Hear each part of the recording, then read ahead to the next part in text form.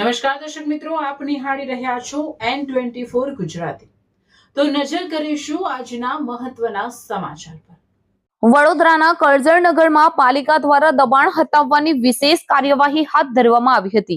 કરજણનગરના પ્રવેશ દ્વારથી લઈને જૂના બજાર સ્થિત ટેલિફોન એક્સચેન્જ સુધીના માર્ગની બંને બાજુ આવેલા અંદાજે 20 થી 25 અનઅધિકૃત દબાણોને જેસીબી અને ક્રેનની મદદથી દૂર કરવામાં આવ્યા હતા।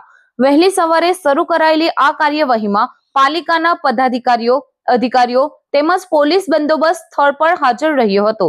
સ્થાનિકોમાં એવી ચર્ચા ચાલી રહી છે કે માર્ગને પહોળો કરવાની સંભવિત યોજનાને ધ્યાનમાં રાખીને આ દબાણો દૂર કરવામાં આવ્યા છે।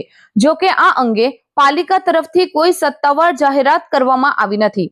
દબાણો દૂર થતા માર્ગ પર અવરજવર વધુ સરળ બનવાની આશા વ્યક્ત કરવામાં આવી રહી છે।